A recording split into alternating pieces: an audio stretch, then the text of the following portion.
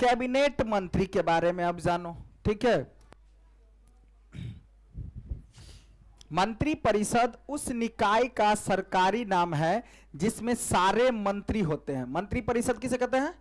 जिसमें सारे मंत्री होते हैं उसे हम मंत्री परिषद। इसमें अमूमन अलग अलग स्तरों के कितने मंत्री परिषद में कुल कितने मंत्री होते हैं? तो 60 से 80, 65 हो सकता है, 70 हो सकता है, 75 हो सकता है, ठीक है। अब जैसे कि कैबिनेट मंत्री, कैबिनेट मंत्री मंत्री परिषद का क्या हुआ? पार्ट, ठीक है। तो कैबिनेट मंत्री अमूमन सत्ताधारी पार्टी या गठबंधन की पार्टियों के वरिष्ठ नेता होते हैं, प्रमुख मंत्रालय के प्रभारी होते हैं। देखो कैबिनेट मंत्री जो होता है अमूमन सत्ताधारी पार्टी या गठबंधन की पार्टियों के वरिष्ठ नेता होते हैं। मतलब सुनो, जैसे कि कहने का मतलब है कि जो पार्टी हार जाता है, कोई पार्टी हारता है, कोई पार्टी जीतता है, तो ये मत समझना कि जो पार्टी हार जाता है वो भी मंत्री बनता है। जो पार्टी का आदमी हार जाता है वो भी क्या होता है? कोई कोई मंत्री बनता है, ठीक है। लेकिन कैबिनेट मंत्री में कौन आएगा? जो पार्टी जीता रहेगा। सत्ताधारी पार्टी का मतलब ये पार्टी जीतल है। सत्ताधारी पार्टी का मतलब क्या होगा? कि पार्टी जीता हुआ है। तो जो पार्टी जीता रहता है वो रहता है कैबिनेट मंत्री, या तो फिर जो गठबंधन वाला पार्टी नेता रहेगा वो क्या होगा? कैबिनेट मंत्री में, ठीक है। ये प्रमुख मंत्रालय के प्रभारी होते हैं। कैबिनेट मंत्री मंत्री परिषद के नाम पर फैसला करने के लिए बैठक करते हैं। कैबिनेट मंत्री क्या करता है? मंत्री परिषद के नाम पर फैसला करने के लिए बैठक करते हैं। कौन? कैबिनेट मंत्री। तो एक नंबर में पूछेगा कि मंत्री परिषद के नाम पर जो है सो फैसला करने के लिए जो बैठक बुलाते हैं वो कौन बुलाते हैं? कैबिनेट मंत्री। कौन बुलाते हैं? कैबिनेट मंत्री, ठीक है। अब इस तरह कैबिनेट मंत्री परिषद का शीर्ष समूह होता है। इसमें करीब 25 मंत्री होते हैं। कहेगा कैबिनेट मंत्री में कुल कितने मंत्री? तो लगभग 25 मंत्री होते हैं। बात समझ में आए? टोटल कितना मंत्री परिषद में? टोटल कितना? 50 से 60 मंत्री होते हैं। लेकिन कैबिनेट 80, ठीक है, 60 से 80। अब कैबिनेट मंत्री में कहेगा कुल कितना मंत्री? लगभग 25। अब देखो स्वतंत्र प्रभार वाले राज्य मंत्री, वो तो हो गया कैबिनेट मंत्री। पूछेगा कैबिनेट मंत्री से आप क्या समझते हैं? तो आपको लिखना क्या है भाई कि कैबिनेट मंत्री जो होता है मंत्री परिषद की फैसला के लिए बैठक बुलाते हैं। क्या बुलाते हैं? बैठक बुलाते हैं, ठीक है। और उसमें कुल 25 मंत्री लगभग में कहा जाता है। अब स्वतंत्र प्रभार वाले राज्य मंत्री अमूमन छोटे मंत्रालय के प्रभारी होते हैं। वे विशेष रूप से आमंत्रित किए जाने पर ही कैबिनेट की बैठकों में भाग लेते हैं। कैबिनेट की बैठक में क्या लेते हैं? भाग लेते हैं। मतलब कहने का यह हुआ स्वतंत्र प्रभार वाले जो राज्य मंत्री होते हैं वो छोटे मंत्रालय के प्रभारी होते हैं। जैसे वो क्या हो गया? बड़े के, ठीक है, मेन प्रभारी। अब वे विशेष रूप से आमंत्रित किए जाते हैं। मतलब कैबिनेट मंत्री की बैठक में भाग लेते हैं। कौन? ये सब मंत्री। कैबिनेट मंत्री ही ना बैठक बुलाते हैं। बैठक बुलाने का काम कौन करता है? कैबिनेट मंत्री। और कैबिनेट मंत्री की बैठक बुलाने पर ये सब आता है, उसमें भाग लेता है। राज्य मंत्री, अब देखो राज्य मंत्री जो होता है क्या होता है? अपने विभाग के कैबिनेट मंत्रियों से जुड़े होते हैं। राज्य का जिस पार्टी का जो कोई मंत्री होगा, तो राज्य में जिस पार्टी से मतलब कैबिनेट मंत्री में जैसे राज्य मंत्री है। अब इस मंत्री जिस पार्टी से, उस पार्टी से कुछ ऐसा भी मंत्री होगा जो कैबिनेट मंत्री में होगा, तो ये अपने पार्टी से क्या रहता है? जुड़ा हुआ रहता है।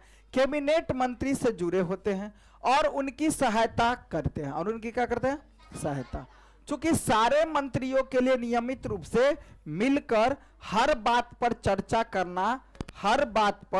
चर्चा करना व्यवहारिक नहीं है, लिहाजा फैसले के कैबिनेट बैठकों में ही किए जाते, फैसला जो है कैबिनेट बैठक में किया जाता है। इसी वजह से अधिकांश देशों में संसदीय लोकतंत्र को सरकार का कैबिनेट रूप कहा जाता है। सरकार का क्या कहा जाता है? कैबिनेट रूप कहा जाता है।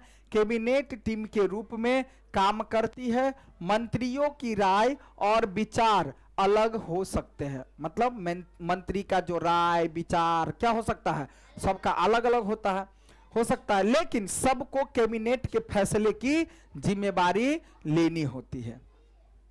मतलब सबको जो है जो कैबिनेट के फैसले की जिम्मेदारी। अब इसका मतलब क्या हुआ भाई?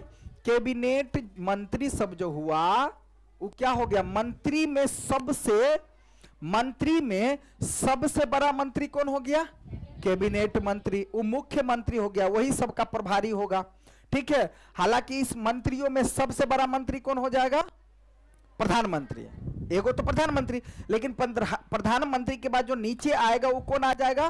कैबिनेट मंत्री आ जाएगा। अब कैबिनेट मंत्री के अंदर राज्य मंत्री, ठीक है, चाहे कोई भी सहायक मंत्री सब जो होता है, ठीक है, भले ही कोई फैसला किसी दूसरे मंत्रालय या विभाग का हो, लेकिन कोई भी मंत्री सरकार के फैसले की खुलेआम आलोचना नहीं कर सकता। सरकार ने जो भी फैसला कर दिया, लास्ट में सभी मंत्री को क्या करना पड़ता है? मानना पड़ता है, ठीक है। अभी सरकार है कौन? प्रधानमंत्री, ठीक है। अब हर मंत्रालय में सचिव होते हैं। हर मंत्रालय में क्या होते हैं? सचिव। अब जो नौकरशाह होते हैं, नौकरशाह किसको बोले? नौकरशाह कौन होते हैं? जो प्रभारी सबने बताए थे, जो पुलिस मतलब नौकरी वाला सब, नौकरशाह कौन होता है? नौकरी वाला सब, जैसे पुलिस दरोगा ये सब जो हुआ क्या हो गया? नौकरशाह हुआ।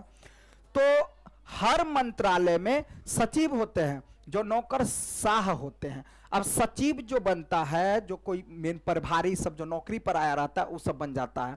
ये सचिव फैसला करने के लिए मंत्री को जरूरी सूचना मुहैया कराते हैं और टीम के रूप में कैबिनेट की मदद कैबिनेट सचिवालय करता है। अब उसमें कई वरिष्ठ नौकरशाह शामिल होते हैं। कई वरिष्ठ नौकरशाह मतलब नौकरी वाला सब, जैसे बड़ा बड़ा पद का वरिष्ठ नौकरशाह का मतलब क्या हुआ?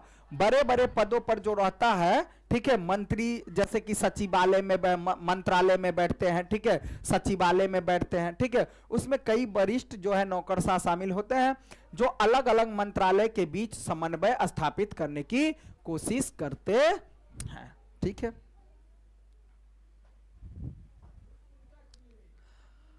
अब यहां देखो कि प्रधानमंत्री के अधिकार, अभी हमने प्रधानमंत्री के बारे में उतना नहीं पढ़ा जितना हमको अभी पढ़ना है। प्रधानमंत्री के अधिकार, संविधान में प्रधानमंत्री या मंत्रियों के अधिकार या एक दूसरे से उनके संबंध के बारे में बहुत कुछ नहीं कहा गया है, लेकिन सरकार के प्रमुख के नाते प्रधानमंत्री के व्यापक अधिकार होते हैं। प्रधानमंत्री जब कोई बन जाता है तो प्रधानमंत्री का व्यापक जो है अधिकार, बहुत सारा अधिकार हो जाता है। क्या अधिकार होता है? वह कैबिनेट की बैठक की अध्यक्षता करता है। मतलब अभी क्या बताए थे, सबसे बड़ा जो है कैबिनेट मंत्री, तो कैबिनेट तो हो ही किया, लेकिन कैबिनेट का मेन आदमी अध्यक्ष कौन होता है? प्रधानमंत्री। बात समझ में आया? इसका मतलब कि कैबिनेट जितना भी मंत्री है वो कैबिनेट मंत्री की बैठक जब ये कैबिनेट बुलाता है तो सब मंत्री आता है, चाहे राज्य मंत्री हो, सहयोगी कोई मंत्री हो, तो सभी की लेकिन अध्यक्षता, मेन अध्यक्ष कौन होता है उस मंत्रियों का? प्रधानमंत्री। जैसे बोले भारत का पूरा मेन अध्यक्ष संवैधानिक तौर पर अध्यक्ष कौन हुआ?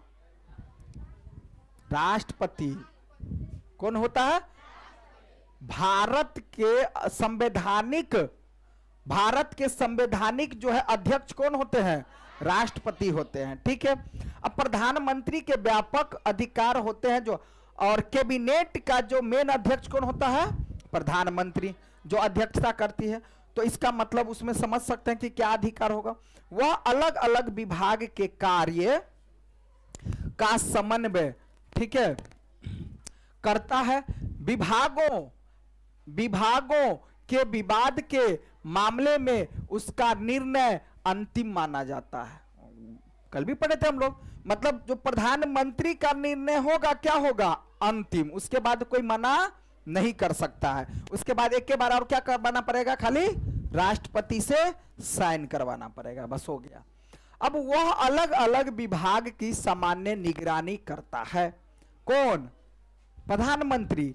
अब सारे मंत्री उसी के नेतृत्व में काम करते हैं, मतलब जितना भी मंत्री रहा सब किसके अंदर में काम करता है, प्रधानमंत्री के नेतृत्व में, उसके अंदर में काम करता है।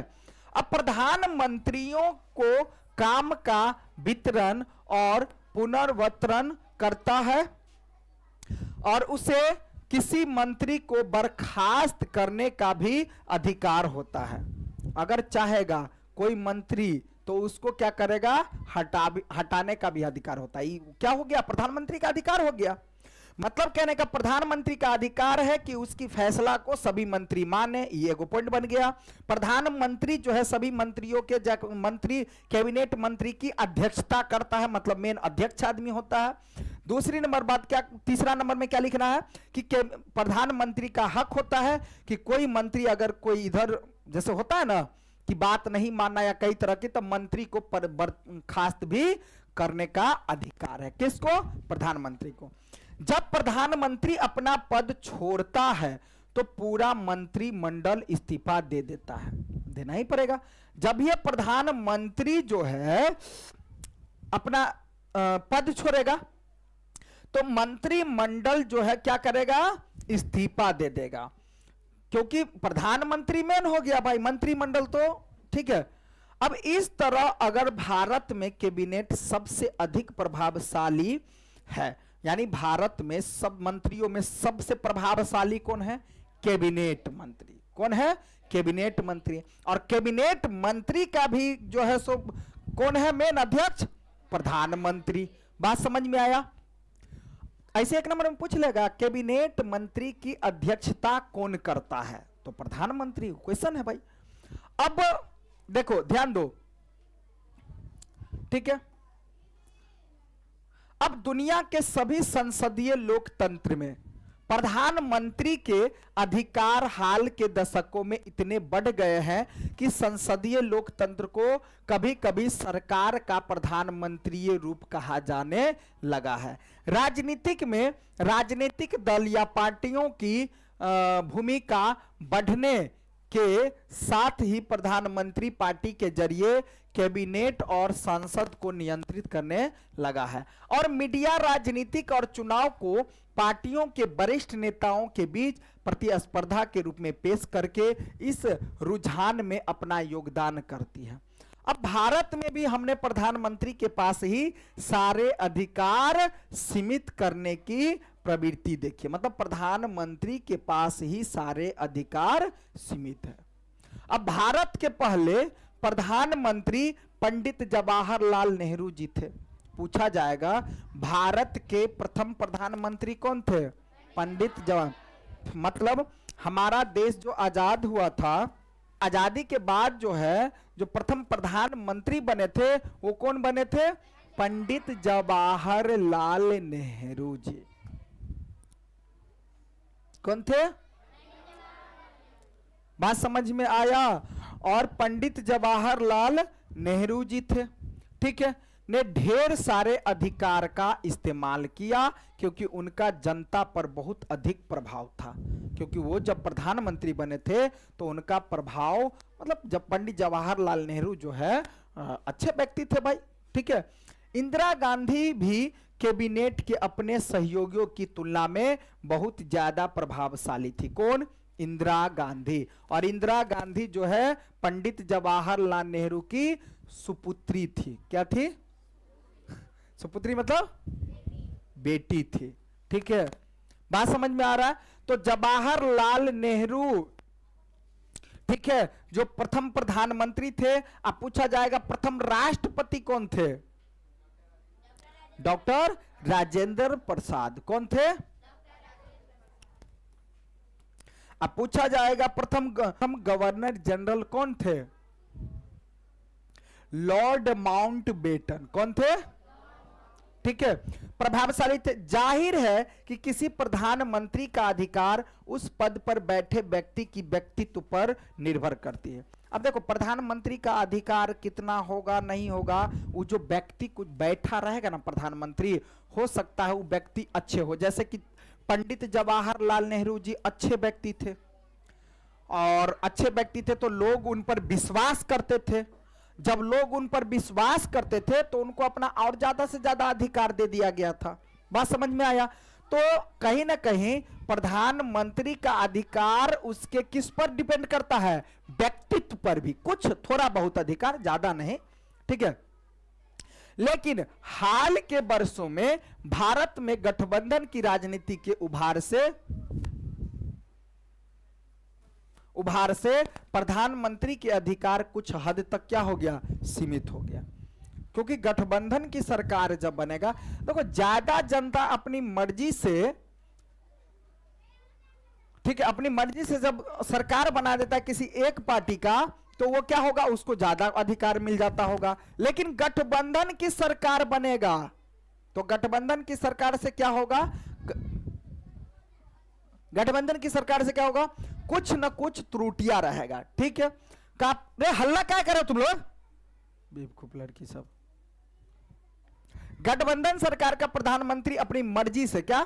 गठबंधन सरकार का जो प्रधानमंत्री होगा अपनी मर्जी से फैसला नहीं करेगा। जैसे बोलते हैं ना कि जिस पार्टी को अधिक से अधिक वोट मिला तो वो जो सरकार बनाएगा वो क्या बनाएगा? एक गो पार्टी सरकार बना लेगा। लेकिन जिस पार्टी को वोट नहीं मिला, या किसी पार्टी को वोट नहीं मिला सत्ता में पूरा जो है, तो वो क्या करेगा? गठबंधन की सरकार बनाएगा। जब ये गठबंधन की सरकार बनाएगा तो पूरा पावर उसके हाथों में, प्रधानमंत्री के हाथों में नहीं रहता है। बात समझ में आया? जब जो प्रधानमंत्री अपनी सत्ता, अपना जो है सत्ता मतलब अपनी पार्टी, अपना जो है सो सीट पूरा पा करके जो प्रधानमंत्री बनाता है तो उसको अधिकार कुछ ज्यादा मिल जाता है। लेकिन गठबंधन की सरकार बना करके, गठबंधन करके जो सरकार बनाता है तो उसको जो है कुछ ना कुछ अधिकार कम हो जाता है। अपनी मर्जी से सारा फैसला गठबंधन की सरकार नहीं कर सकता है। ये बात समझ में आया? दोनों में अंतर है, ठीक। अब उसे अपनी पार्टी के भीतर अलग अलग समूह और गुटों के साथ गठबंधन के साझेदारी की, क्या? गठबंधन के साझेदारी की राय भी माननी होती है। अब इसके अलावा उसे गठबंधन के साझेदारी और दूसरे पार्टियों के विचारों और स्थितियों को भी देखना पड़ता है। किसको? प्रधानमंत्री को। अपनी मर्जी से सारा फैसला नहीं करेगा। कौन सरकार? गठबंधन की सरकार। लेकिन बिना गठबंधन का जो अपना सीट हासिल किए हुए बना लेता है तो वो फिर क्या करेगा? अपना उसका फैसला करने का अधिकार हो जाता है भाई, ठीक है। साझेदारी और दूसरी पार्टियों के विचारों और स्थितियों को भी देखना होता है। आखिर उन्हीं समर्थन के आधार पर सरकार तो टिकी होती है, और नहीं तो प्रधानमंत्री अपनी मर्जी से फैसला करने लगेगा तो नीचे वाला जो है प्रधानमंत्री सब जो है क्या होगा? कहीं निकल गया तो क्या होगा? उसका कुर्सी टूट जाएगा, ठीक है। अब राष्ट्रपति के बारे में हम समझते हैं, तो प्रधानमंत्री के बारे में कहेगा तो समझ में आ गया बात, ठीक है। अब देखो राष्ट्रपति के बारे में आप क्या जानते हैं? एक और जहां प्रधानमंत्री सरकार का प्रमुख होता है, प्रधानमंत्री सरकार का मेन आदमी होता है। पूछेगा सरकार का मेन आदमी, प्रमुख व्यक्ति कौन होता है? तो राष्ट्रपति, सॉरी प्रधानमंत्री, ठीक है। क्या होगा भाई? अब एक और जहां, अब राष्ट्रपति, एक और जहां प्रधानमंत्री सरकार का प्रमुख होता है, वही राष्ट्रपति राष्ट्र अध्यक्ष होता है। अब राष्ट्रपति क्या होता है? जैसे भारत के जितने भी भारत के जो सरकार होते हैं, उस सरकार का प्रमुख व्यक्ति कौन होता है? प्रधानमंत्री। वही भारत की अध्यक्षता कौन करता है? राष्ट्रपति। बात समझ में आया? अब राष्ट्रपति अध्यक्ष होता है। हमारी राजनीतिक व्यवस्था में राष्ट्र अध्यक्ष केवल नाम के अधिकार का प्रयोग करता है, केवल नाम का अधिकार होता है। भारत का राष्ट्रपति ब्रिटेन की महारानी की तरह होता है, ठीक है, जिसका काम अलंकारिक अधिक होता है। राष्ट्रपति देश की सभी राजनीतिक संस्थाओं के काम की निगरानी करता है। राष्ट्रपति जो भी काम होगा ना, भारत के अंदर कुछ भी काम होगा, बिना राष्ट्रपति के निगरानी में कोई काम नहीं होगा। क्योंकि हमने क्या कहा, कोई भी जो काम होगा तो प्रधानमंत्री फैसला लेगा, लेकिन अंततः जानकारी किसको दिया जाएगा? राष्ट्रपति जी को। बात समझ में आ रहा है? और राष्ट्रपति जी के निगरानी में ही कोई काम होगा, ठीक है, ताकि वे राज्य के उद्देश्य को हासिल करने के लिए मिलजुल कर काम करे। और राष्ट्रपति का चयन जनता द्वारा प्रत्यक्ष रूप से नहीं किया जाता है, मतलब राष्ट्रपति का चुनाव जनता नहीं करती है, ठीक है।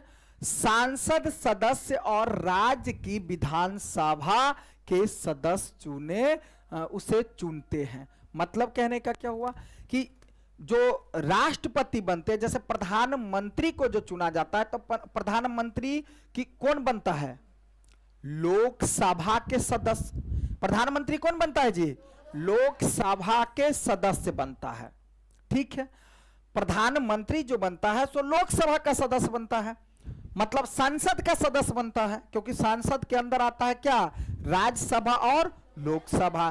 तो लोकसभा के सदस्य कौन बनते हैं? प्रधानमंत्री। लोकसभा के सदस्य कहेगा विधानसभा का सदस्य प्रधानमंत्री बन जाएगा? नहीं, नहीं। तो बात समझ में आया? अब जो है कि सांसद सदस्य और राज्य की विधानसभाओं के सदस्य उसे चुनते हैं, किसे? राष्ट्रपति। अब राष्ट्रपति को कौन चुनता है भाई? तो राष्ट्रपति को डायरेक्ट, हालांकि चुनता तो जनता ही, लेकिन डायरेक्ट जनता द्वारा नहीं चुना जाता है। जैसे प्रधानमंत्री को डायरेक्ट जनता द्वारा चुना गया, प्रधानमंत्री को जनता वोट नहीं ना दिया जी। प्रधानमंत्री को कौन चुना? लोकसभा के सदस्य। बात समझ में आ रहा है? लोकसभा के सदस्य चुनते हैं। तो राष्ट्रपति को भी डायरेक्ट जनता डायरेक्ट रूप से नहीं चुनती है, ठीक है, इनडायरेक्ट, ठीक है। तो विधानसभाओं और सांसद के सदस्य और राज्य की जो विधानसभा होती है उसे चुनते हैं कौन? राष्ट्रपति को। और राष्ट्रपति पद के प्रत्याशी को चुनाव जीतने के लिए बहुमत हासिल करना पड़ता है। अब जैसे प्रधानमंत्री को कौन चुनता है? लोकसभा के सदस्य। लेकिन लोकसभा के सदस्य प्रधानमंत्री कैसे बनते हैं? ज्यादा से ज्यादा लोकसभा के सदस्य प्रधानमंत्री जिस आदमी को बोलेगा वही प्रधानमंत्री बनेगा। बात समझ में आया? जैसे लोकसभा में सदस्यों की संख्या जितनी रहती है उसमें से ज्यादा आदमी जिस व्यक्ति के लिए कहेगा कि ये प्रधानमंत्री बनेगा वही बनता है प्रधानमंत्री भाई। बात समझ में आ रहा है? उसी प्रकार से राष्ट्रपति को जो बनाया जाता है तो राष्ट्रपति को कौन चुनता है? सांसद के सदस्य भी और विधानसभा के सदस्य मिल करके राष्ट्रपति को चुनते हैं। और जब सब चुनते हैं राष्ट्रपति को तो इसका मतलब है कि राष्ट्रपति को भी चुनने के लिए जो ज्यादा आदमी, जैसे कोई कुछ आदमी कह रहा है कि भाई द्रौपदी मुर्मू बनेगी भाई राष्ट्रपति, कोई आदमी कहेगा कि नहीं कोई दूसरा आदमी बनेगा भाई। तो इसका मतलब क्या हुआ कि जो ज्यादा आदमी जिसके लिए बोला जाएगा वही राष्ट्रपति होगा। अब इससे यह तय हो जाता है कि राष्ट्रपति, अब जैसे तुम लोगों को बताए थे ना भाई प्रमुख, प्रमुख कैसे बनता है जी?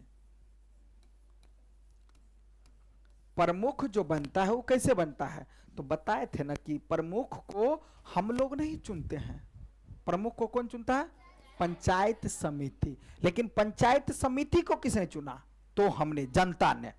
पंचायत समिति के वोट गिरवे हैं जनता, लेकिन प्रमुख का वोट कौन गिराता है? जनता नहीं गिराता है, बल्कि उसका पंचायत समिति चुनता है, ठीक है। अब जैसे मान लो कि जितने पंचायत समिति है, जितने हैं सब पंचायत समिति है। अब मान लो कि ये भी चाहेगा बनना प्रमुख, ये भी चाहेगा बनना, तब जितना सब समिति सब है, मान लो ये समिति सब है, कौन है? ज्यादा समिति चाहे इसको चुनेगा तो ये बनेगा प्रमुख, चाहे ज्यादा समिति इसको चुनेगा तो ये बनेगा प्रमुख। बात अब समझ में आया। जैसे प्रधानमंत्री में भी तो वही हुआ, प्रधानमंत्री को हमने चुना नहीं चुना, लेकिन जिसको हमने चुना उसने प्रधानमंत्री को चुना। और प्रधानमंत्री को भी जो चुनेगा तो किस में से चुनाएगा? जिसको हमने चुना था उसी में से कोई प्रधानमंत्री बनेगा भाई। अब बात समझ में आया कि चाहे जो बने, हालांकि प्रमुख जो बनेगा सो कौन बनेगा? समिति। जो समिति से जीता रहेगा उसी को चुनेगा, दूसरा आदमी को नहीं। जैसे मान लो कि पहले अभी सब समिति है, ये सब क्या है? समितिये है। अब इसी में से एगो समिति जाएगा यहां, समझो, एगो और समिति आएगा यहां, इहो कहेगा कि हम प्रमुख बनेंगे। ये पहले का था? अभी समिति, पंचायत समिति से जीता है। अब कहेगा हम पंचायत समिति से जीते हैं, तो इसमें से जिसको जिसको मन होगा वो कहेगा कि हम प्रमुख बनना चाहेंगे, इहो कहेगा हम प्रमुख बनना चाहेंगे। लेकिन प्रमुख बनने के लिए पावर तो चाहिए भाई। तो अब दो आदमी मान लो तैयार हो गया, तो अब दो आदमी भाई, ये आदमी किसको देगा? इसको देगा कि इसको देगा? फिर ये आदमी चाहेगा इसको बनाए कि इसको बनाए। तो जिसको ज्यादा वोट देगा, तो कुछ आदमी चाहेगा ये बने, कुछ आदमी चाहेगा ये बने। आदमी मतलब कौन? समिति। कौन चाहेगा ये बात? समिति चाहेगा। अब जब समिति चाहेगा तो इस समिति कुछ चाहेगा इसको बनाए, कुछ समिति चाहेगा इसको बनाए। तो ज्यादा समिति जिसको समर्थन दे देगा वही क्या बन जाएगा? प्रमुख बन जाएगा। बात समझ में आया? तो वही बात हो गया किसके लिए भी समझो तो? प्रधानमंत्री के लिए। वही बात किसके लिए हो गया? राष्ट्रपति के लिए। नहीं हो गया? सदस्य ही तो चुनते हैं। अब राष्ट्रपति पूरे राष्ट्र का प्रतिनिधित्व करता है। राष्ट्रपति क्या करता है? पूरे राष्ट्र का प्रतिनिधित्व करता है। प्रतिनिधित्व करता है मतलब क्या? पूरे राष्ट्र मतलब सब पूरे यानी देश में जितना भी राज्य है सभी की देख रेख इत्यादि वगैरह सबसे मेन आदमी कौन हो गया? राष्ट्रपति। अब राष्ट्रपति पूरे राष्ट्र की प्रतिनिधित्व करता, लेकिन राष्ट्रपति उस तरह से प्रत्यक्ष जनादेश का दावा नहीं कर सकता जिस तरह से प्रधानमंत्री करता है। जितना उड़ता प्रधानमंत्री है उतना राष्ट्रपति नहीं उड़ता है। जैसे इतना समझ जाओ ना कि दादाजी है कौन? राष्ट्रपति। अब पापा कौन है? प्रधानमंत्री। बात समझ में आया? नहीं हुआ? तो ज्यादा मेहनत काम काज इत्यादि ज्यादा उड़ता कौन है? पापा। समझ में आ रहा? प्रधानमंत्री। लेकिन लास्ट में जो ये होगा खाली सिग्नेचर करवाने वक्त में कि हाँ आप एक बार देख लीजिए, बस सिग्नेचर कर दीजिए, हो गए। पूरा काम जो होगा किनके निगरानी में होगा? राष्ट्रपति के निगरानी में। बात समझ में आया? ठीक है। लेकिन जितना उड़ने का काम प्रधानमंत्री, इसलिए प्रधानमंत्री को सब पहचानता रहता है, लेकिन राष्ट्रपति को नहीं ना ज्यादा पहचानता है। तुमको पहले अगर नहीं पढ़ा होगा इतना बढ़िया से, तब पहले तुम लोगों को क्या लगता होगा कि देश का सबसे मेन आदमी प्रधानमंत्री है। लगता था कि नहीं लगता था? सबको तो पहले ऐसे ही लगता था। लेकिन अब तो समझ में आया कि ज्यादा काम प्रधानमंत्री जरूर करते हैं, मेन रोल उन्हीं का होता है, लेकिन सबका दादाजी कौन बैठल है? राष्ट्रपति जी। सबका मेन कौन है? राष्ट्रपति जी। तो ये चीज सब तो सीखने को मिला। ठीक है। अब देखो, राष्ट्रपति के अधिकारों के मामले में भी यही बात लागू होती है। यानी राष्ट्रपति के अधिकारों के मामले में भी यही बात लागू होती है, मतलब प्रधानमंत्री की तरफ। उसको तो अंत में जिसको जो मन, राष्ट्रपति तो भाई जो कह देंगे वो फैसला सबको मानना पड़ेगा। बात समझ में आ रहा? अगर आप संविधान, लेकिन कानून के दायरे में रह करके कोई फैसला करते हैं, अगर आप संविधान को सरसरी तौर पर पढ़ें तो आप सोचेंगे कि ऐसा कुछ नहीं है जो राष्ट्रपति न कर सके। बिल्कुल सही, क्योंकि मेन आदमी कौन है? राष्ट्रपति। ऐसा कुछ भी नहीं है जो राष्ट्रपति नहीं कर सकते हैं। ठीक है, ठीक है, न कर सके। सारी सरकारी गतिविधियां राष्ट्रपति के नाम पर ही होता है। सारा जितना भी काम काज गतिविधि इत्यादि वगैरह सब जो रहता है वो कौन रहता है भाई? राष्ट्रपति के नाम पर।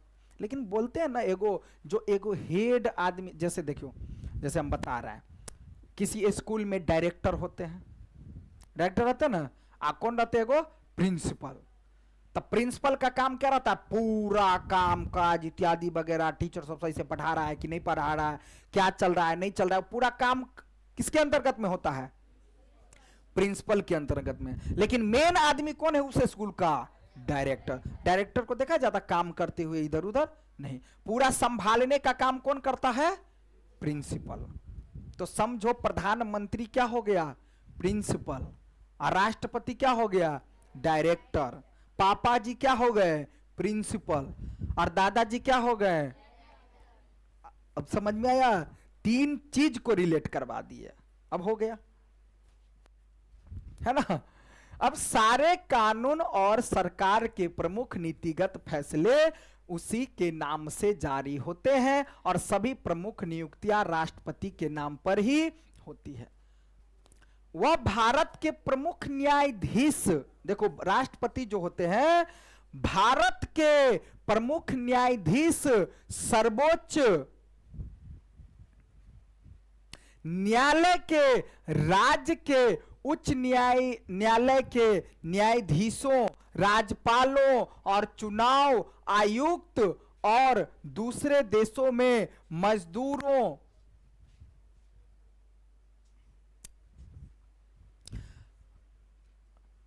उच्च न्यायालय के न्यायाधीशों, राज्यपालों, चुनाव आयुक्तों और दूसरे देशों में राजदूत आदि को नियुक्त करता है। तो हुंडा हुंडी आप समझ लो, जिसमें से तीन को क्वेश्चन आ रहा है।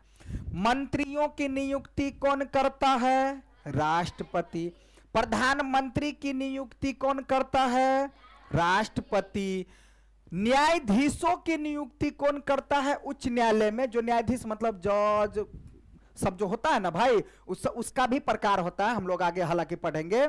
उसकी नियुक्ति, राज्यपाल की नियुक्ति, राज्यपाल की नियुक्ति कौन करता है? राष्ट्रपति। चुनाव आयुक्तों और दूसरे देशों में जो राजदूत, राजदूत कौन होता है? राजदूत का मतलब होता है तुमको हम समझा दे कि एक प्रकार से खबरी लाल भी कह सकते हो उसको, खबर पहुंचाने वाला, बात करने वाला। जैसे सीता मैया को जो रावण उठा करके ले गया था, तो तुम देखा होगा कि एक बार जो है, जो हालांकि बजरंगबली जाते हैं तो आगे लगा करके आ गए, ठीक है, वो आ जाता है। और उसके बाद देखना संवाददाता जो संवाद लेकर के जाता है उसको बोलते हैं राजदूत। तो लास्ट जब जो राम भगवान क्या करते हैं, एक बार जो है सो भेजते हैं संवाद कि भाई कहीं झगड़ा लड़ाई किए बिना अगर सीता को वापस कर दिया जाए तो ठीक है भाई। तो इसके लिए संवाद, बात विचार करने के लिए दूसरे जगह जो जाता है उसको कहा जाता है क्या? राजदूत। उसको क्या कहा जाता है? तो अंगद आता है। कौन आता है? अंगद। याद है तुम लोगों को? तो अंगद के साथ कहता है देखो अंगद को जो अंगद कहता है रावण को, देखो रावण तुम मान जाओ, भगवान है वो, ठीक है, और सीता मैया को वापस कर दो। लेकिन नहीं मानता है रावण। तो ये जो संवाद लेकर के गया वो कौन गया? अंगद। तो इसका मतलब अंगद क्या हो गया? राजदूत के रूप में गया था। किसके रूप में? राजदूत के रूप में। तो राजदूतों की नियुक्ति भी कौन करता है? राष्ट्रपति। बात समझ में आया? तो आपको पूछेगा प्रधानमंत्री की नियुक्ति कौन करता है? राष्ट्रपति। प्रधानमंत्री की नियुक्ति कौन करता है? सीधी सी बात देखो, प्रधानमंत्री की नियुक्ति, प्रधानमंत्री की नियुक्ति और किसको? मंत्रीगण, ठीक है, मंत्रीगण की नियुक्ति कौन करता है? राष्ट्रपति। राज्यपाल, राज्यपाल की नियुक्ति कौन करता है? न्यायाधीशों की नियुक्ति कौन करता है? राजदूतों की नियुक्ति कौन करता है? राष्ट्रपति। समझ में आ गया? सबकी नियुक्ति कौन करता है? तो नियुक्ति वाला ज्यादातर कोई भी ऑप्शन आंसर पूछेगा क्वेश्चन, तो किस में टिक लगाएगा? हाँ, दोनों आंख बंद कर करके और राष्ट्रपति में टिक लगा देना। किसमें? सभी अंतर्राष्ट्रीय संधियां और समझौते उसी के नाम से होता है। जितना भी जो कुछ होता है मेन आदमी कौन है समझो? राष्ट्रपति। भारत के रक्षा बलों का सुप्रीम कमांडर राष्ट्रपति ही होता है। मतलब भारत के रक्षा बलों का सुप्रीम कमांडर, एकदम रक्षा बल का मेन आदमी कौन होता है? राष्ट्रपति। समझो भारत के रक्षा करने वाला सबसे मेन आदमी अगर कोई है तो वो कौन है? राष्ट्रपति। बात समझ में आया? बात समझ में आया? ठीक है। कोई आदमी जैसे कि मान लो कि प्रधानमंत्री मंत्री से छुप जाएगा ना, मंत्रीगण जो है वो नीचे मतलब कैबिनेट मंत्री से, जैसे कि प्रधानमंत्री हो सकता है कैबिनेट मंत्री से बड़ा हुआ ना प्रधानमंत्री, तो प्रधानमंत्री कैबिनेट मंत्री को बेवकूफ बना दे, हो सकता है कैबिनेट मंत्री हो सकता है उससे नीचे वाले मंत्री को बना दे, लेकिन कैबिनेट मंत्री प्रधानमंत्री के अंदर में काम करेगा भाई, रहेगा, उससे ज्यादा नहीं उड़ेगा। अब प्रधानमंत्री फिर राष्ट्रपति, और सबसे बड़ा कौन हो गया? राष्ट्रपति। और राष्ट्रपति किसके अंदर हो गया समझो? संविधान। संविधान से फालतू नहीं, बहुत सिस्टम है ना जनता। लेकिन अगर चाहे राष्ट्रपति को अगर मन हुआ तो पूरा भारत को बर्बाद कर देगा। जाकर दोसर हाथ देश के हाथे भौसों के बेच देते, आंखों दिखो ले, जाकर सिग्नेचर कर दे, भारत तुम्हारे नाम क्योंकि मेन आदमी कौन है? दादा। सुप्रीम कमांडर राष्ट्रपति होता है एक नंबर में। ये भी पूछ लेगा कि भारत के रक्षा बलों का सुप्रीम कमांडर जो होता है वो कौन होता है? राष्ट्रपति। एक नंबर में ये भी क्वेश्चन बनाता है। लेकिन हमें याद रखना चाहिए, ध्यान दो, हमें याद रखना चाहिए कि राष्ट्रपति इन अधिकारों का इस्तेमाल मंत्री परिषद की सलाह पर ही करता है। बोले थे ना कि एक होता है ना कि सब एक दूसरे के नीचे से सलाह के माध्यम से ही चलता है। कोई भी अपनी मर्जी से फिर भी जो है सो कार्यकाल, जैसे राष्ट्रपति है, प्रधानमंत्री है, होगा फैसला मेन उसी का, लेकिन वो भी अपने से नीचे वाले को क्या करेगा? बताएगा, कहेगा, जानकारी देगा, तभी जाकर के फैसला लेगा। अब राष्ट्रपति मंत्री परिषद को अपनी सलाह पर पुनर्विचार करने के लिए कह सकता है। मतलब क्या? कि राष्ट्रपति मंत्री परिषद को अपनी सलाह पर पुनर्विचार करने की सलाह दे सकता है, कह सकता है। लेकिन अगर वही सलाह दोबारा मिलती है तो वह उसे मानने के लिए बाध्य होता है। मानने के लिए क्या होता है? इसी प्रकार सांसद द्वारा पारित कोई विधेयक राष्ट्रपति की मंजूरी के बाद ही कानून बनाता है। मतलब कि सांसद द्वारा, अब सांसद में कौन है? सांसद का सदस्य जो है राष्ट्रपति ने ना है। सांसद में कौन सब आता है? लोकसभा और राज्यसभा। प्रधानमंत्री जो बनता है किससे? लोकसभा से। तो इसका मतलब क्या हुआ कि सांसद के द्वारा जो भी कुछ किया जाता है, यानी प्रधानमंत्री अगर कुछ भी करते हैं तो उसमें किसकी मंजूरी होना पड़ता है? राष्ट्रपति की मंजूरी, मतलब उनका सिग्नेचर होना चाहिए। अगर राष्ट्रपति चाहे तो उसे कुछ समय के लिए रोक सकता है। जैसे प्रधानमंत्री कहेगा कि ये काम हम करने के लिए जा रहे हैं, जो आप इस पर सिग्नेचर कर दिया, और राष्ट्रपति को मन होगा रुको, अभी रुको ना, अभी महीना में जाके है, दूसरे महीना में तो मन होगा तो रुकना पड़ेगा, रुको अभी तो रुकना पड़ेगा भाई। ध्यान दो इधर। तो विधेयक राष्ट्रपति की मंजूरी के बाद ही कानून बनता है। अगर राष्ट्रपति चाहे तो उसे कुछ समय के लिए रोक सकता है। रोक देगा भाई, मन होगा तो कहेगा नहीं अभी नहीं। अब वह विधेयक पर पुनर्विचार के लिए उसे सांसद में वापस भेज सकता है। लेकिन अगर सांसद फिर दोबारा विधेयक पारित करती है तो उसे उस पर हस्ताक्षर करने ही पड़ेंगे।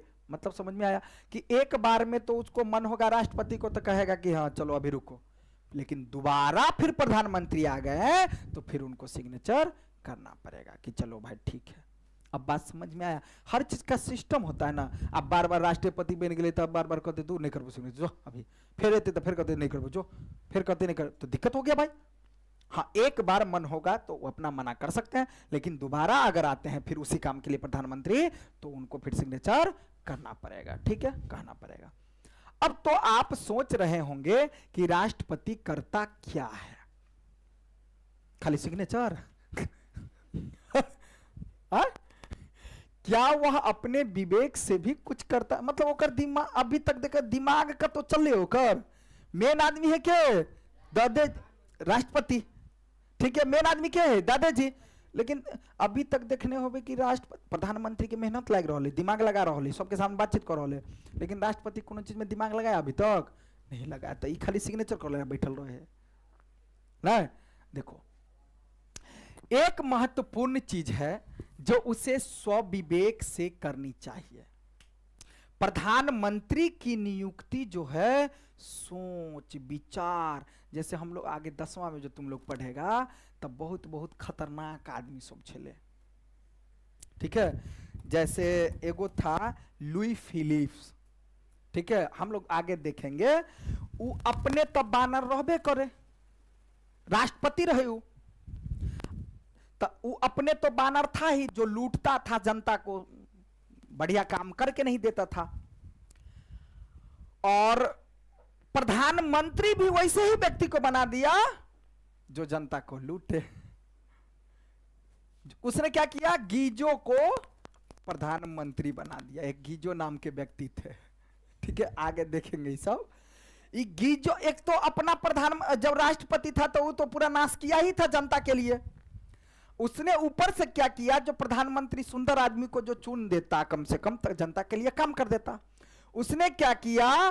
गीजो को प्रधानमंत्री बना दिया। और जब गीजो को चांसलर भी कहा जाता है, प्रधानमंत्री को चांसलर भी कहा जाता है, तो चांसलर जो है गीजो को बना दिया। और जब गीजो को जो बना दिया तब पूरा राजनीतिक को गीज गाज करके रख दिया। क्या कर दिया? क्योंकि गीजो था। क्या था वो? गीजो था। ये गीजो आ करके पूरा राजनीतिक को और क्या कर दिया? गीज गाज दिया। मतलब पूरा खराब कर दिया। जैसे बस पढ़ेगा आगे। तो इसका मतलब राष्ट्रपति ने क्या किया? अपनी स्वविवेक बुद्धि से जो है किसको? प्रधानमंत्री की नियुक्ति करता है। जब कोई पार्टी या गठबंधन चुनाव में बहुमत हासिल कर लेता है तो राष्ट्रपति के पास कोई विकल्प नहीं होता है। मतलब जब कोई पार्टी, ध्यान दो, कोई पार्टी या गठबंधन चुनाव में बहुमत हासिल कर लेता है तो राष्ट्रपति के पास कोई विकल्प नहीं होता है। अब सुनो, जैसे कि मान लो, ध्यान दो, जब कोई प्रधानमंत्री अपना सीट हासिल कर लेगा तब विकल्प राष्ट्रपति को नहीं बन पाता है। बात क्या कहे, समझ में आया? जैसे प्रधानमंत्री को अपना जो है, प्रधानमंत्री को कौन नियुक्त करता है? लोकसभा के राष्ट्रपति नियुक्त करता है, लेकिन चुनता उसको किसके द्वारा चुना जाता है? लोकसभा के सदस्य चुनते हैं। लेकिन उसका अपना अगर वोट मिल गया, अपना अगर पूरा का पूरा वोट मिल गया, अब पूरा सीट हासिल कर लेता है जितना चाहिए, तो भाई वो बनेगा ही बनेगा। ठीक है, अब उसे लोकसभा में बहुमत वाली पार्टी या गठबंधन के नेता को प्रधानमंत्री नियुक्त करना होता है। मतलब कि वो जो है किसको, अब ये जो मन होगा राष्ट्रपति को कि केकरो उठा कर बना देवे, प्रधानमंत्री नहीं ना बना सकता है भाई। किसको बनाएगा? जिसको ज्यादा बहुमत मिलता हो, जिसको अपना सीट हासिल हो, या चाहे गठबंधन में ज्यादा बहुमत मिले चाहे अपना मिले, नेता को ही प्रधानमंत्री नियुक्त करता है। तो ये सब काम कौन किया? राष्ट्रपति। विवेक से, बुद्धि से, ज्ञान से। जब किसी पार्टी, नहीं तो गड़बड़ हो जाता, अगर मान लो अच्छे आदमी को नहीं चुनेगा प्रधानमंत्री तो क्या हो जाएगा? गीजो जैसे जैसे व्यक्ति को चुन जाएगा तो क्या हो जाएगा? पूरा। ठीक है, जब किसी पार्टी या गठबंधन को लोकसभा में बहुमत हासिल नहीं होता है, ठीक है, तो राष्ट्रपति अपने विवेक से काम लेता है। सुनो, अब अगर लोकसभा में बहुमत हासिल नहीं होता है तो राष्ट्रपति अपने विवेक से काम लेता है, वह ऐसे नेता को नियुक्त करता है जो उसकी राय में लोकसभा में बहुमत जुटा सके, अच्छे व्यक्ति को जो उसकी बातों को समझे माने। बात समझ में आया? अगला, अब मामले में राष्ट्रपति नवनियुक्त प्रधानमंत्री से तय समय के भीतर लोकसभा में बहुमत शामिल करने के लिए कहता है कि एक समय दे देता है और उसके अंतराल में जो है सो, ठीक है, बात समझ में आया? अब देखो राष्ट्रपति का पूरा समझ में आ गया, राष्ट्रपति का क्या क्या काम है, तो उसको भी जो भाई नियुक्ति करता है वो भी उसके लिए क्या हुआ, काम हुआ, विवेक, बुद्धि, टेंशन इत्यादि वगैरह सब तरह का बात होता है, ठीक है।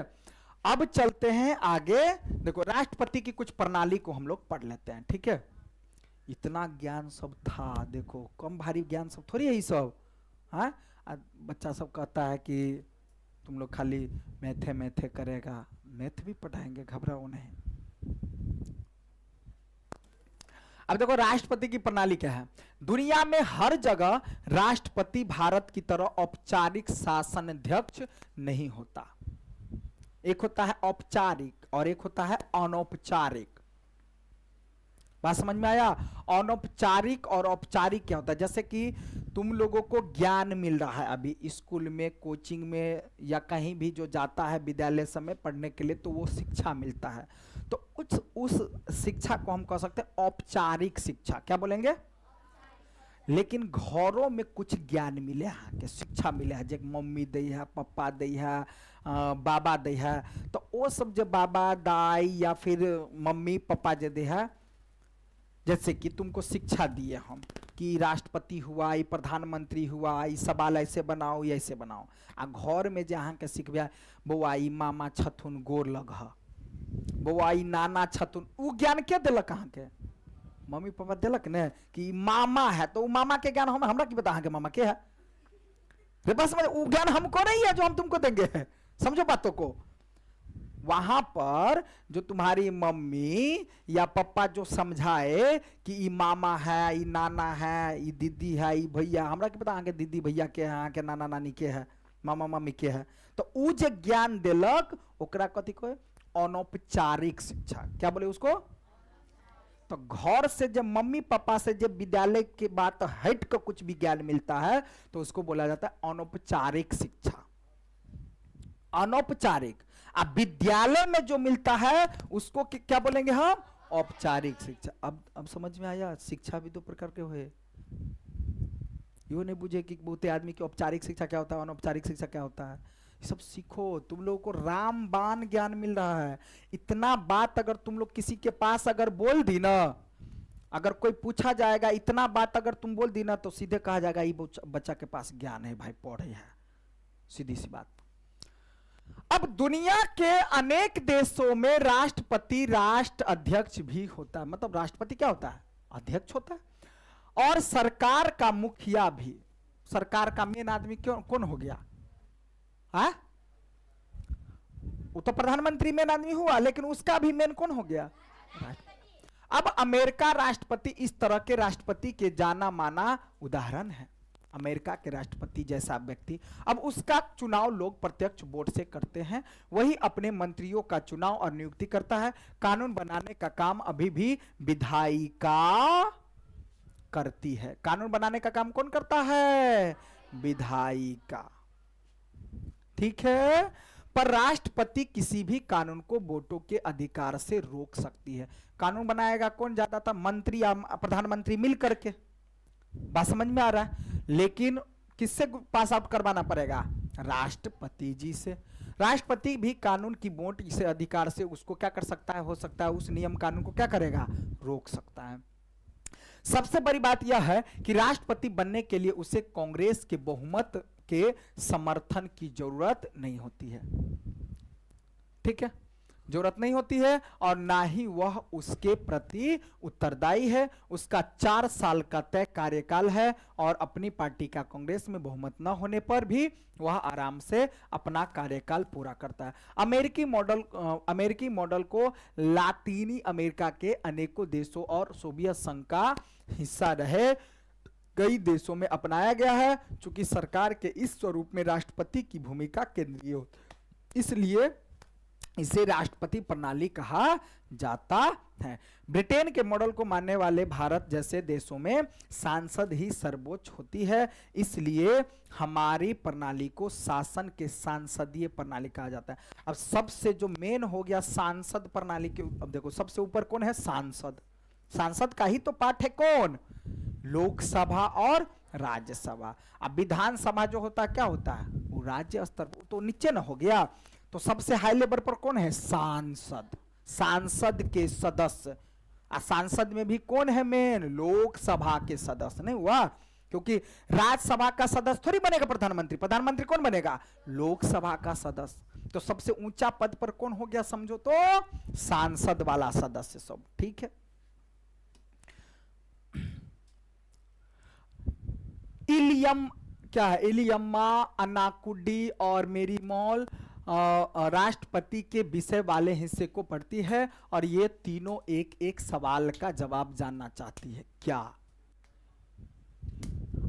इलियम्मा क्या कहती है? और आप उन्हें सवालों का जवाब दे सकते हैं। क्या इलियम्मा कहती है कि अगर राष्ट्रपति और प्रधानमंत्री किसी नीति पर असहमत हो तो क्या होगा?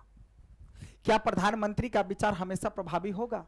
सुनो, अभी क्या कहा गया कि मान लो कि राष्ट्रपति और प्रधानमंत्री दोनों में विवाद हो गए। नहीं समझा?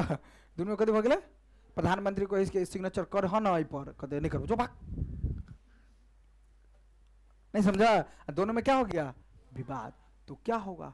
दिक्कत होगा। तो इसके लिए तो हम तुमको नहीं बताए थे रे बतैया। अगर कार्यपालिका के अंदर, विधायिका के अंदर कुछ दिक्कत, समस्या, परेशानी होगा तो इस सब के लिए कौन बैठल है? न्यायपालिका। तो जवाब मिल गए ना? इसको सबको मुड़ी से घिसा के कतल लोग चल जेते न्यायपालिका के पास। चल होता दोनों बदमस्ती करी छे। अब बात समझ में आया? अच्छा, अनाकुडी, मुझे यह बेतूफा लगता है कि सशस्त्र बलों का सुप्रीम कमांडर राष्ट्रपति हो। वह तो एक भारी बंदूक भी नहीं उठा सकता, तो फिर उसको राष्ट्रपति, कमांडर के राष्ट्रपति मतलब मेन आदमी क्या बना दल के? कमांडर। कमांडर जानता है ना? तो कमांडो जो होता है, कमांडर जो होता है वो क्या होगा भाई? बड़ा बड़ा बंदूक लेकर के लड़ाई इत्यादि सब करता है, लेकिन उसका मेन रक्षक बल जो मेन आदमी कौन होता है? राष्ट्रपति। राष्ट्रपति के कहते को बंदूक छोट को पकड़ा तो उठ बनने होते। इनका कहने का मतलब है ये बात। तो उसको क्यों बना दिया गया राष्ट्रपति को मेन आदमी? कमांडर यानी कि कहने का मतलब कि सुप्रीम कमांडर का मेन आदमी राष्ट्रपति क्यों हो गया? ठीक है। वह तो एक भारी बंदूक भी नहीं उठा सकता, उसे कमांडर बनाने में क्या दुख है? क्यों बनाना चाहिए उसको कमांडर? तो एक प्रकार से राष्ट्रपति कमांडर का भी रोल खेल लिया। कमांडर में सबसे बड़ा कमांडर कौन हो गया? राष्ट्रपति। ठीक है। तो भाई उसको इसलिए नहीं बनाया गया कि बंदूक उठता है। बंदूक अहाँ के बाबा से नहीं उठती तो मतलब कह दिया के बाबा मेन आदमी नहीं है। मान लो कोई सेना बन गया, थल सेना, दल सेना, बल सेना सब आपके घर में है, तो थल सेना, बल सेना, दल सेना के सब मेन आदमी के दादाजी। तो उसको इसलिए बनाया गया ना कि भाई उसकी निगरानी में तो कम से कम रहेगा। भाई मेरी सवाल यह है मेरी का कि अगर असली अधिकार प्रधानमंत्री के पास ही है तो राष्ट्रपति की जरूरत ही क्यों है? राष्ट्रपति बनाया ही क्यों? मेन आदमी तो हो गया राष्ट्रपति, प्रधानमंत्री हुआ ना, तो जब उससे फिर बड़ा राष्ट्रपति की जरूरत ही क्यों है? क्यों बनाया गया? तो भाई वो जो है प्रधानमंत्री काम काज इत्यादि वगैरह सब करेगा, सब तरह का बात उसको झेलना पड़ता है। ठीक है। सभी मंत्री, कैबिनेट मंत्री या राज्य मंत्री सबसे बातचीत इत्यादि सब करना पड़ता है, सब तरह का बात होता है। तो वो जो कहीं कुछ गड़बड़ करेगा कि क्या करेगा नहीं करेगा, तो उसके सब जो एक आदमी ऐसा तो होना चाहिए जो सब के निगरानी में वो जो है सब जो है उसके निगरानी में रहे। बस। तो इन सब चीजों का जवाब आगे वैसे मिलने वाला है, लेकिन इसका जवाब लगभग तुम लोगों को मिला है। ठीक है। अब इसमें क्या है? न्यायपालिका। अपने सब समझ में आ जाएगा कि सब क्या सब है।